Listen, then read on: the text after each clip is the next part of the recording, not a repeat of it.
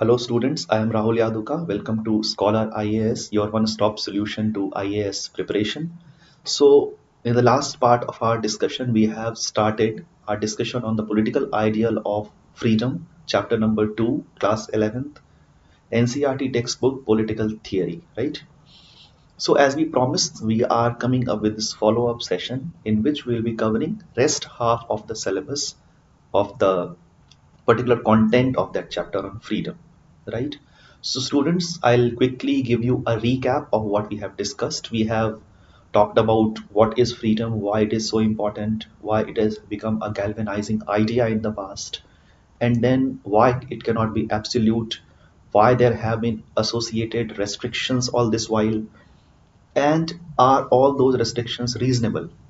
Can there be some determinant of what are reasonable restrictions or constraints and what are unreasonable, and what kind of constraints are there? Are all those external forces, or are there certain socioeconomic conditions which also act as a constraint on what we can achieve in our life, right? So we ended our last session on freedom with a question that how can we segregate, to what extent society or state can interfere into an individual's life. So the idea is that, and the hope is that in this session we will be able to get answers to some of those questions. So students, let's embark upon our interesting journey of learning political theory. So this is part 2 of lecture number 2, that is on freedom. So these are the questions that we had raised. Important question, that is, which constraint on freedom are necessary and justifiable and which are not. This is the key question that we are going to address in this particular video, right? And what sort of authority, external, may justifiably say what can be done and what cannot be done. So the justifiability is very important consideration in this particular video. We are going to ask questions that help us conclude what kind of restrictions are reasonable and who can interfere. Interference can be foreseeable also, but the idea is to understand the reasonability of those restrictions and interferences, right? And then ultimately, are there any areas of life which can be free of all constraints, right? So this is also one of those questions, that is there any private space, core of the core space in our life where we are absolutely free to conduct ourselves. So let us start our discussion and see if we can try to address and understand some such questions. So students, let us get introduced to a very fantastic concept that was given by a liberal political thinker J.S. Mill, right? So this is the cartoon caricature of J.S. Mill. And if you look at this particular cartoon, you will see that there is a man who is doing all sort of nonsense, but you try to realize that this is a window in which it appears that this is his private space. He is riding on a bicycle, probably half naked, and there are things everywhere around. Then there is a caption associated with this cartoon. You can read here: a drunken male prostitute riding his motorcycle without a helmet in the privacy of his home. So if you look at certain terms, that is drunken, which is not permitted in a public space, riding motorcycle without a helmet, this is also not permitted. But then there is a catch to privacy of his home. So this is a very good cartoon that introduces you to the idea that in privacy there is something special in which you are not bound by so many constraints which you otherwise follow in the public space, right? So let us read this interesting quotation by Mill. The sole end for which mankind are warranted individually or collectively in interfering with the liberty of action of any of their number is self-protection, right? That the only purpose for which power can be rightfully exercised over any member of a civilized society against his will is to prevent harm. It's a very dense, a very rich kind of quotation. The mood idea is that you can interfere, society can collectively interfere into our life without any reason, using force also. But Mill is trying to say that Rightfully exercising power is in only one case, that you are trying to prevent some harm to others. If this individual is riding a bicycle or motorcycle or whatever inside his home, but he is not at all disturbing others, then according to Mill, he cannot be interfered with. He is free to conduct himself the way he wants. So you see that Mill introduces here an important distinction. He distinguishes self-regarding actions and then other regarding actions. We will discuss this in greater detail in this particular discussion. He distinguishes between self-regarding action. As the term itself says, self-regarding actions are those actions that have consequences only for that individual, right? What kind of action can it be? Suppose we shave our beard. What kind of possible consequence can it have for anybody else? This is something that is for us to feel, that's all, right? And there can be other regarding action in which consequences for others are also there. For instance, if I go out, take my gun and start shooting anywhere in any direction, then it cannot be called a self-regarding action, because there can be death of other people. It regards other people, right? So there can be harm to other people also. If you look at this particular quotation, you will see and judge for yourself that if I go and start shooting with a gun, then there is a possibility that there can be harm to some people. There can be harm to some people. And then according to Mill, this becomes a right reason, a reasonable ground to exercise power on that person. And we do, if there is some psycho kind of person doing this kind of issue in the society, going out and brandishing a gun, police does confiscate that gun and throws that person to ground and handcuffs him or her and arrests that person, right? So we see that there is a harm caused or harm which is possible, right? And this is a very serious kind of harm that can be there because of this kind of activity of that person. So we also need, according to Mill, to distinguish and distinguish between and to create a distinction between what is a minor harm and what is a serious harm, right? Suppose there is somebody who is firing using a gun. It can lead to a serious harm.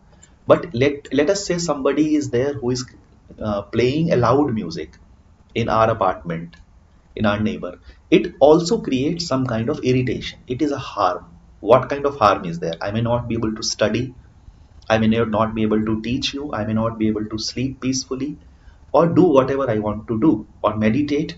This is not a very serious kind of harm. This is an irritant, no doubt about it. But according to Mill, we need to understand that what invites a social disapproval and what invites a force of law. We should not arrest people who play loud music. We should just send some signal to that person that you are not doing something very nice, and we won't be talking to you, or we may not be very warm towards you.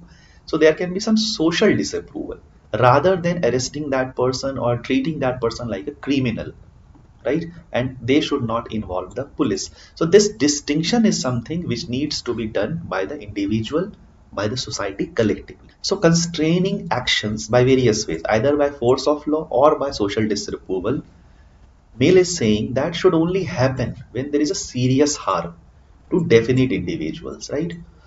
Otherwise, there can be inconvenience, no doubt about it.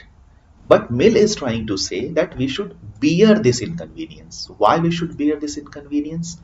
To protect freedom, right? Suppose we start penalizing people even for loud music, then what will happen? There will be legislations on it. There will be arrests will be there. Arresting of people will be there if there is loud music. Then of course it is against the idea and spirit of freedom. So if we want people to have this freedom to play their own music, we need to take it as a collateral damage that there will be some people who will create nuisance in the society, who will be creating inconvenience for the other. But we know that we listen to music, but not everybody is there who creates such kind of inconvenience. So according to Mill, freedom is very valuable and we should not curtail it on slightest remarks. There should be something serious harm that invites some action to be taken. For instance, let's take another example. There is hate campaign, right? Then, sorry, there can be serious harm if there are hate campaigns that are taking place. People are inciting violence in the society. Then there can be targeted violence or targeted ostracization of selected community in the society. That is a serious harm. It's a tangible harm of great proportion, and also a lot of people can be affected. So this cannot be left to the social disapproval. There has to be some law about it. There has to be some criminal proceeding about it, right? So Mill is saying, but we must make sure and ask that the constraint imposed are not so severe that they destroy freedom itself. So this balancing is something that Mill is concerned about, because we also see in our society that in the garb of protection, law and order, reducing anarchy, many laws are made which take away our necessary freedom also. It is not very helpful also to maintain that society, but still, in the name of law and order, we see that a lot of freedom is taken away. So Mill is very sensitive towards this curtailment of freedom. And he wants to reserve that there should be very serious harm, and then only freedom should be constrained. Now students, this is political theory, but as we will see in our discussion of another textbook, Indian Constitution at Work, that this found place in our constitutional discussions. When India was trying to make its constitution, it took the form of reasonable restriction in Article 19.2. You will look at this, that there was Article 19.2, and this article said that there will be some reasonable restriction on our freedom, right? So we understood the meaning of what Mill was trying to say, right? So if these restrictions have to be reasonable, there are certain considerations. And what are those considerations? That they should be capable of being defended by reason, that it should not be arbitrary. It cannot be arbitrary. There can be some reasoning that why we are trying to curtail that. How can we show that this constraint is important? Or don't we have any argument, and is it just our whims and fancies? Is it just our discretion that we are going to constrain that freedom? So reasoning is something that the government must give us while constraining our freedom. Also, it cannot be very excessive, right? It cannot be very excessive. So it means that the kind of damage that is possible, right? So constraint should be in that proportion. It should not be out of proportion, right? So if it is a possibility that if I go out, I will possibly spit on the road, let's say, then is it good enough a ground that I will be put to house arrest? Let's take this example. This is not right, because the kind of harm that I can create to others by spitting on the road is not so much that my bodily freedom is restricted by house arresting me. So this is what Mill is trying to say. We must not develop a habit of imposing restrictions, since such a habit is detrimental to freedom. We have discussed this. If there are certain governments which on the slightest provocation impose a lot of restriction, right? There is a criticism of lockdown in coronavirus also. That was this kind of severe lockdown warranted? Was this required? Or could it be more calibrated, right? So let us come back to the idea that we have discussed in our past session, that is negative and positive liberty. Students, negative liberty seeks to define and defend an area in which individual would be inviolable. She could do or become whatever she wished to do or become, which means that negative liberty means that there should be no interferences. I should be autonomous. If you go back to our opening slide, this person is having his own negative liberty right now.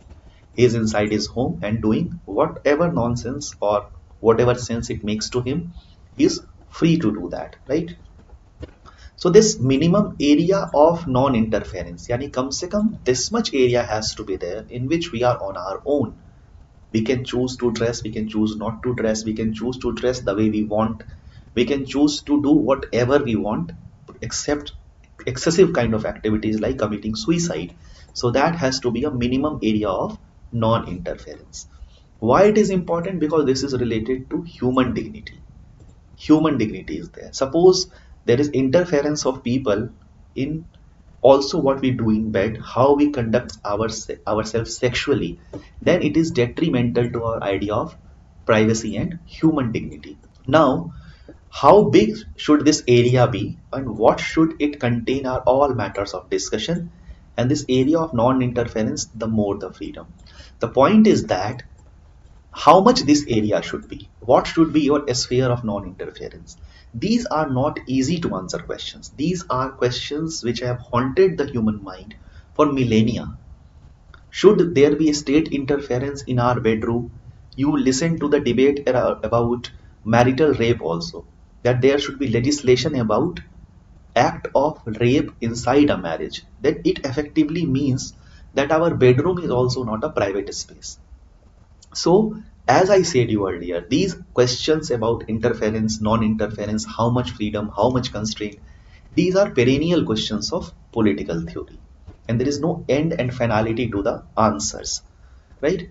So let us take certain choices that we make and let us judge for ourselves. So is the choice of what clothes to wear in the different situation, school, playing field or office. Should it become to a minimum area? As in, should it be an area of non-interference?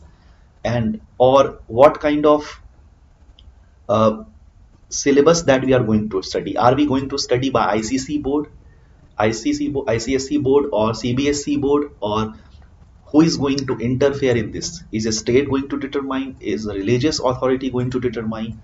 So these are the questions that provoke a thinking to us, that are these one of those constraints that can be imposed, or are these those choices which should be left to ourselves and there should be no external authority which should dictate us.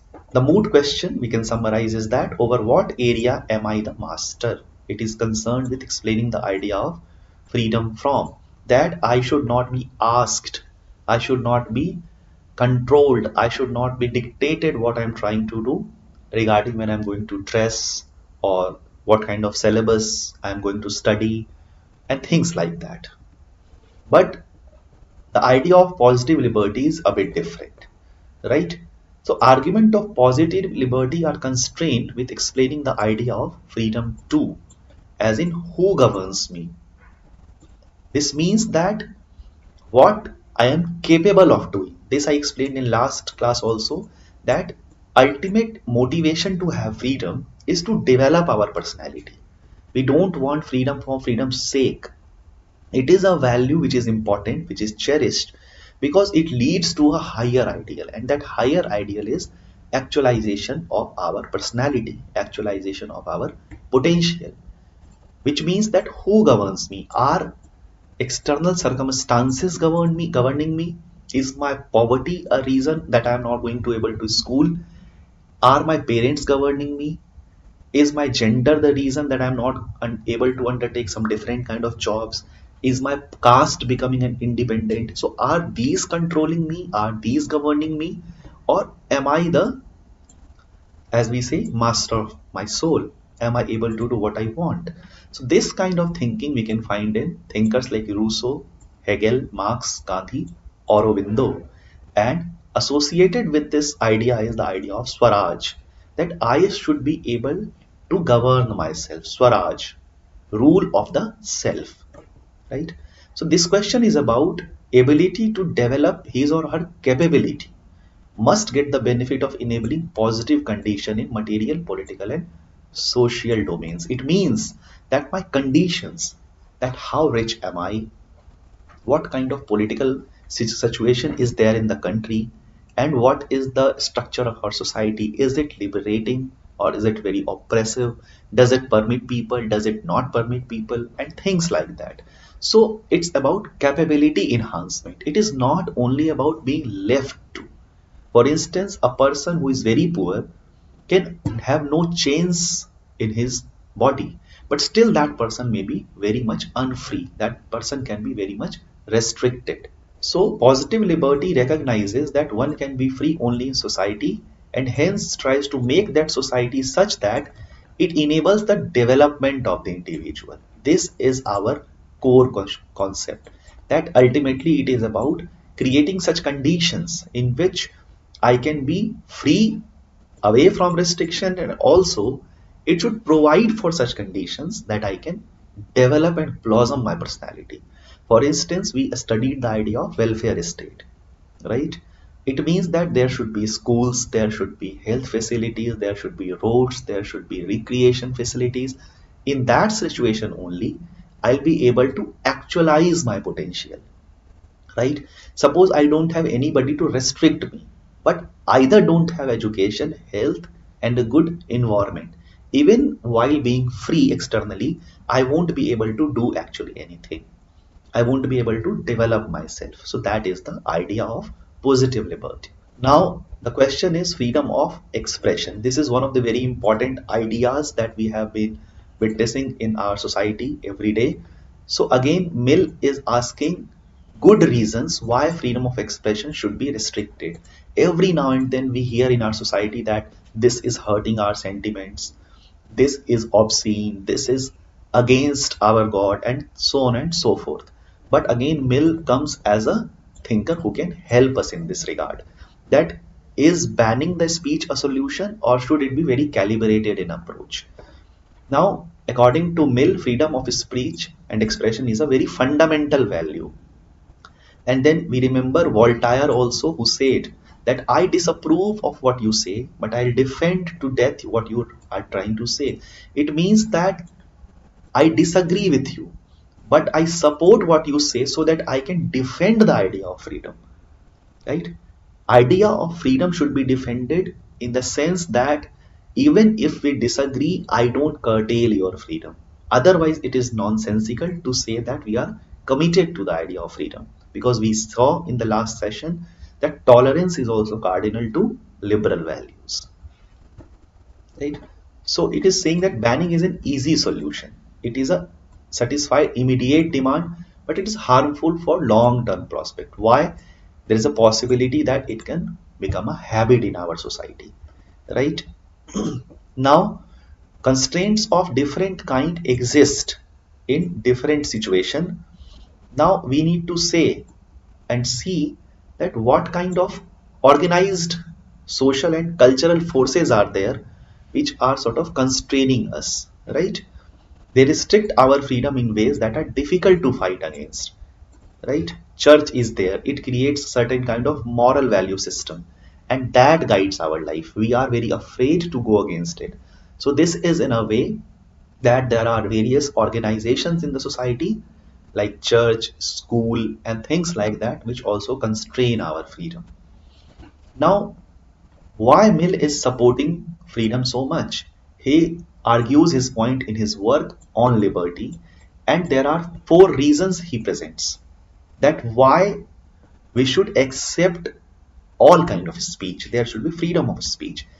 He says that no idea is completely false. There is also and always an element of partial truth in every idea that we say. Second, he says that this truth that is hidden in every idea, partially or fully, emerges only when there is a conflict. So this conflict of ideas and expression is not something bad.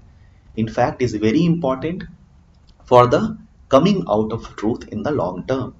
Then he says, as we also know, that truth needs constant re-examination. This constancy of examination is there. There cannot be any person who can claim with finality that he has reached upon his idea of truth. It needs constant re-examination. Newer challenges appear in the society, and then we have to see that we need to refine what we think was true. And then, as we say, we can never be sure about finality of truth.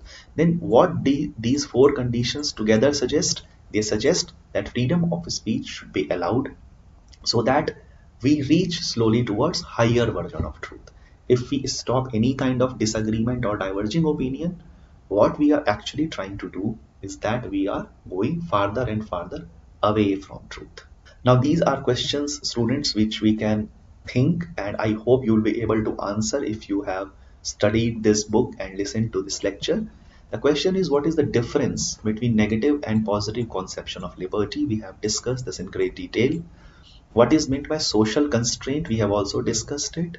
And are constraint of any kind necessary for enjoying freedom? We have critically evaluated that constraints are not always bad. They are also required to support the very idea of freedom. If society is prone to violence, nobody will be there to actually enjoy the freedom. So students, this is the conclusive portion of chapter on freedom. We have seen what is freedom, what are constraints, what are some reasonable constraints, what are not so reasonable constraints, what are different connotations of freedom, what is positive liberty, what is negative liberty. And we have studied Mill's harm principle in greater detail, how he tries to say what kind of interference can be there in the society and what kind of interferences is not permitted, what kind of activities are there which should be completely left to the individual, and what kind of situations are there in which there can be some use of force by the collective nature of the society.